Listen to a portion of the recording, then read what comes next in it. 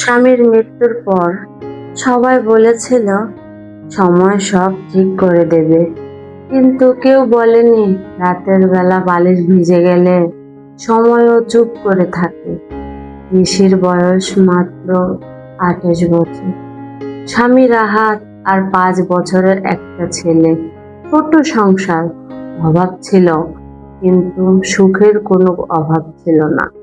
রাহাত প্রতিদিন কাজ থেকে ফিরে ছেলেকে কোলে নিত আর নিশিকে বলতো একদিন আমাদের সব কষ্ট শেষ হবে। নিশি সেই স্বপ্নে বেঁচে থাকতো, কিন্তু এক বিকেলে একটা ফোন কল তার পুরো পৃথিবী বদলে দিল। রাহাত সড়ক দুর্ঘটনায় আহত হয়েছে, খুবই গুরুতর অবস্থা। নিশি ছুটে গেল হাসপাতালে, কিন্তু সেখানে পৌঁছে সে শুধু একটা সাদা চাদর দেখলো। মানুষটা আর নেই। মুহূর্তের মধ্যে তার পৃথিবী অন্ধকার হয়ে গেল। সেদিন রাতে তার 5 বছরের ছেলে জিজ্ঞেস করেছিল, মা বাবা কখন বাসায় আসবে? সে উত্তর দিতে পারেনি, শুধু ছেলেকে জড়িয়ে ধরে কেঁদেছিল। দিন যেতে লাগলো, আত্মীয় স্বজন প্রথম কয়েকদিন পাশে ছিল, তারপর সবাই নিজেদের জীবন নিয়ে ব্যস্ত হয়ে গেল। কিন্তু নিশির যুদ্ধ তখনই শুরু হলো।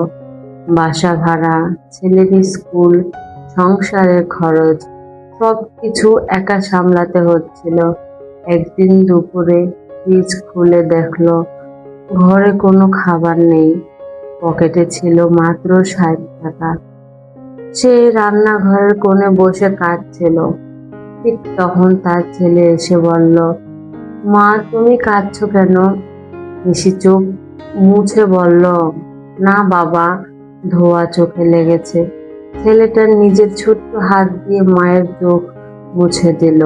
সেদিন নিশি মনে মনে প্রতিজ্ঞা করলো সে ভাঙবে না, কারণ এখন তার ছেলের জন্য তাকে বাঁচতে হবে। সে মানুষের বাসার সেলাইয়ের কাজ শুরু করলো, রাত জেগে কাজ করত।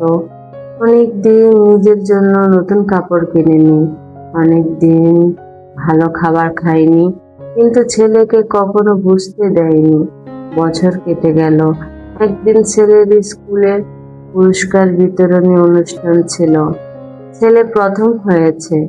মঞ্চে উঠে পুরস্কার নিতে গিয়ে ছেলেটা বলল, এ পুরস্কার আমার মায়ের জন্য, কারণ আমার মাই আমার বাবা। পুরো হল রুম নিস্তব্ধ হয়ে গেল। নিশির চোখ দিয়ে অঝরে পানি পড়তে লাগলো, কারণ এতদিনের কষ্ট, এতদিনের না বলা কান্না সেদিন যেন একটু হলেও সার্থক হলো। বাড়ি ফিরে সে রাহাতের ছবির সামনে দাঁড়ালো। ছবিটা বুকে জড়িয়ে ধরে বলল, তুমি চিন্তা করো না, তোমার ছেলে কে আমি মানুষ করে ফেলেছি। বাইরে তখন বৃষ্টি হচ্ছিল, আর ঘরের ভেতর একজন বিধবা স্ত্রীর চোখে জমে থাকা বছরের পর বছর কষ্ট নীরবে ঝরে পড়ছিল। স্বামী হারানোর কষ্ট কখনো শেষ হয় না, মানুষ শুধু সেই কষ্ট নিয়ে বাঁচতে শিখে যায়। সাবস্ক্রাইব করে পাশে থাকুন। পরের গল্প নিয়ে